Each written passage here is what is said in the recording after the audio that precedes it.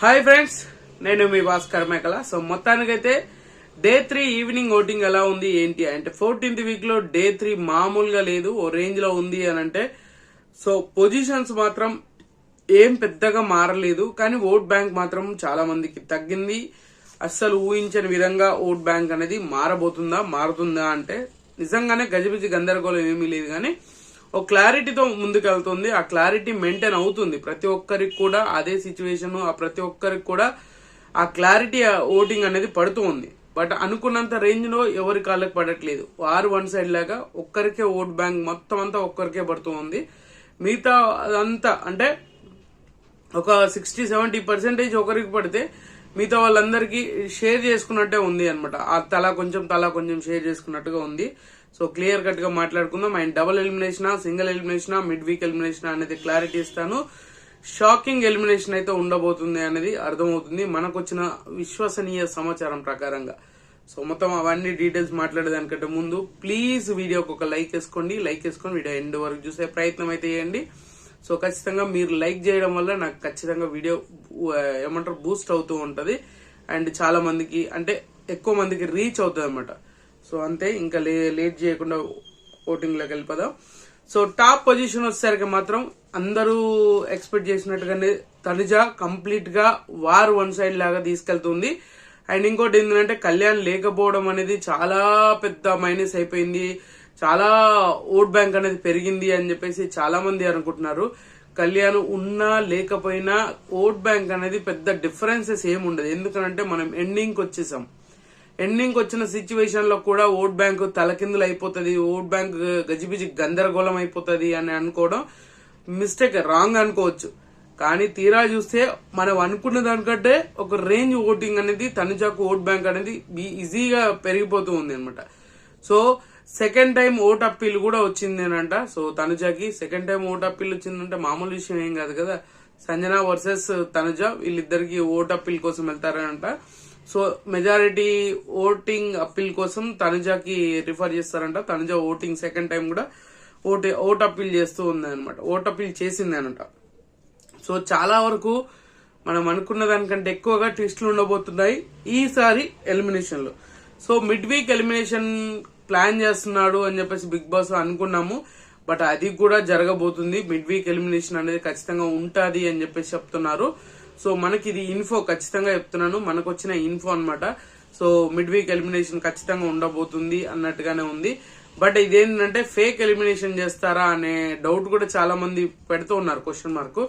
But fake elimination ఏం లేదు, direct గా ఎలిమినేట్ చేసే ఛాన్సెస్ ఉంది. అది కూడా డైరెక్ట్ గా ఎలిమినేషన్ చేసేసి ఆ పెద్ద సిచ్యువేషన్ అయితే క్రియేట్ చేయరు, డైరెక్ట్ గా మళ్ళీ స్టేజ్ మీద తీసుకొచ్చేస్తారు అనేది మనకు తెలిసిన ఇన్ఫో అనమాట. ఆ మిడ్ వీక్ ఎలిమినేషన్ లో మోస్ట్లీ ఈసారి అన్ఫేర్ బిగ్ బాస్ అని చెప్పేసి చెప్పారు కదా.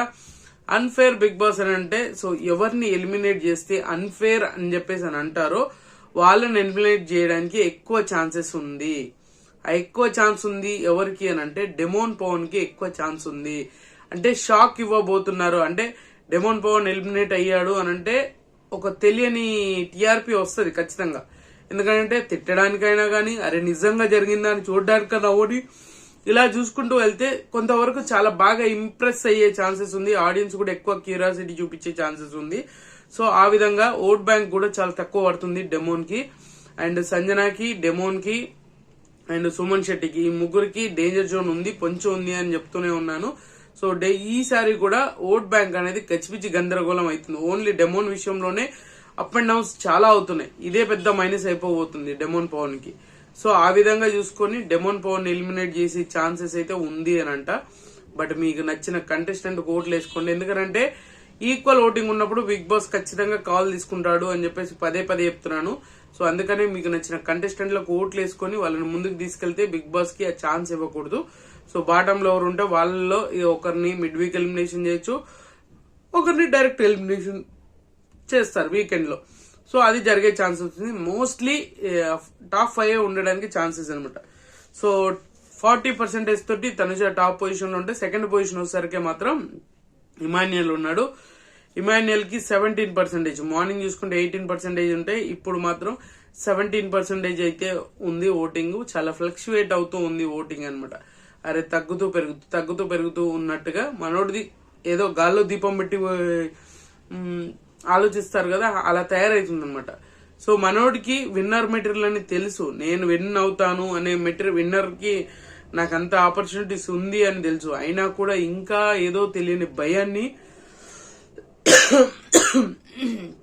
క్యారీ చేస్తూనే ఉన్నాడు అనే ఫీలింగ్ అయితే నాకు పర్సనల్ గా అనిపించింది. మీకేమనిపించిందో తెలియదు కదా. సో 17% తోటి మనోడికైతే సెకండ్ పొజిషన్ లో ఉంటే, థర్డ్ పొజిషన్ వచ్చేసరికి భరణి ఉన్నాడు. నిజంగా భరణికి మంచి కంబ్యాక్ అనుకోవచ్చు. ఇప్పుడు ఏదైతే జరుగుతుందో, ఏదైతే టాస్క్లు కానీ, ఏదైతే హౌస్ హార్మోనీ కానీ, ప్రతి సిచ్యువేషన్ కానీ, అసలు నిజంగా ఇంత చేంజెస్ ఉంటుందా? భరణి కంబ్యాక్ ఇచ్చాక ఈ రేంజ్ లో చేంజెస్ ఉంటుందా? ప్రతి సిచ్యువేషన్ కూడా చాలా బాగా యూటిలైజ్ చేసుకుంటున్నాడు. ప్రతి సీన్ ని ఎమోషనల్ గా, ప్రతి సిచ్యువేషన్ ని కావాల్సిన టైంలో స్టాండ్ తీసుకుని, కావాల్సిన విషయాల్లో వాయిస్ రేజ్ చేసి, కావాల్సిన టైంలో గేమ్ ఆడి, ఇలాంటి చాలా అంటే చాలా చేస్తున్నాడు భరణి. నిజంగానే ఇప్పటి వరకు ఒక క్వశ్చన్ మార్క్ ఉండేది, భరణి టాప్ 5 లో ఉంటాడా ఉండడా అని చెప్పేసి. ఇప్పుడు మాత్రం భరణి ఖచ్చితంగా టాప్ 5 లో ఉండే ఛాన్సెస్ హైలీగా కనిపిస్తుంది. ఇంకా రాసి పెట్టుకోరా సాంబా అన్నట్టుగా తయారవుతుంది. సో భరణికి 14%, మార్నింగ్ కి ఇప్పటికి మళ్ళీ స్టేబుల్ ఓటింగ్ వచ్చాడు. 2% ఓటింగ్. ఆయన కరెక్ట్ ఓట్ బ్యాంక్ అనేది మళ్ళీ కంబ్యాక్ చేసుకున్నాడా అన్నట్టుగా ఉంది అనమాట.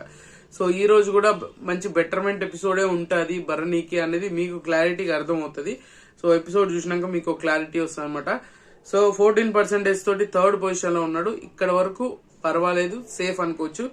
తర్వాత పొజిషన్ వచ్చేసరికి సంజన ఉంది. సో సంజన మాత్రం 10% ఓటింగ్ ఉంది. అండ్ మార్నింగ్ కి ఇప్పటికి పెద్ద డిఫరెన్స్ ఏం లేదు, కాన్స్టెంట్ గా 10% ఓటింగ్ పడుతూ ఉంది. పాపం టాస్క్లు గట్టిగా ఆడుతుంది. పాపం టాస్క్లు ఆడినా ఏం చేసినా వర్కౌట్ అవ్వట్లేదు అని అంటే ఖచ్చితంగా వర్కౌట్ అవ్వట్లేదు. పాపం దానికి తోడు బిగ్ బాస్ కూడా ఈమె మీద ఏదో సీతకన్ను వేసినట్టుగా అలా చేస్తున్నాడు అనమాట. మొత్తానికి ఆ ఫుటేజ్ ఎంత వచ్చినా ఏది చేసినా కూడా ఖచ్చితంగా అవుట్పుట్ వచ్చేసరికి మాత్రం ఈమంతలు ఈమెనే ఏదో అంటారు కదా, చేతులు దాకొచ్చి తినే టైంలో ఏదో కింద పడేసినట్టుగా తయారు చేస్తుంది సంజన. సో చాలా బాగా సిచ్యువేషన్ ని బాగా యూటిలైజ్ చేసుకుంటుంది అనే టైం వచ్చేసరికి బిస్కెట్ చేస్తుంది అనమాట. సో 10% తోటి ఫోర్త్ పొజిషన్ ఉంటే, ఫిఫ్త్ పొజిషన్ డెమోన్ పవన్ ఉన్నాడు. 9% ఓటింగ్. మార్నింగ్ ఇప్పటికి 2% మళ్ళీ తగ్గింది నాకు. ఈ గజిబిజి గందరగోళం ఏంటో అర్థం కావట్లేదు, కానీ మొత్తానికి మామూలు టార్చర్ కాదు, ఒక రేంజ్ లో టార్చర్ అయిపోతుంది. సో డెమోన్ పవన్ కి 9%, వెరీ డేంజరస్ పొజిషన్ అని చెప్పుకోవచ్చు. చాలా అంటే చాలా డేంజరస్ పొజిషన్ లో ఉంది. మీరు ఒప్పుకున్నా ఒప్పుకోకపోయినా అదే నిజం, జరుగుతుంది అదే అనమాట. సో డెమోన్ పవన్ కి 9%, సుమన్ శెట్టికి 9%. వీళ్ళిద్దరిట్లలో ఖచ్చితంగా వెళ్ళిపోయే ఛాన్సెస్ హైలీగా కనిపిస్తుంది. సుమన్ శెట్టి గన్ షాట్ వెళ్ళిపోతాడు అనేది ఫిక్స్ అయిపోతాము అనుకుంటున్నాం కదా, కానీ కాకుండా మళ్ళీ ఏదైనా ట్విస్ట్ ఇవ్వబోతుంది బిగ్ బాస్. అందుకని అన్ఫేర్ బిగ్ బాస్ అని అన్నిసార్లు మన నెత్తలు రుద్దుతున్నాడు.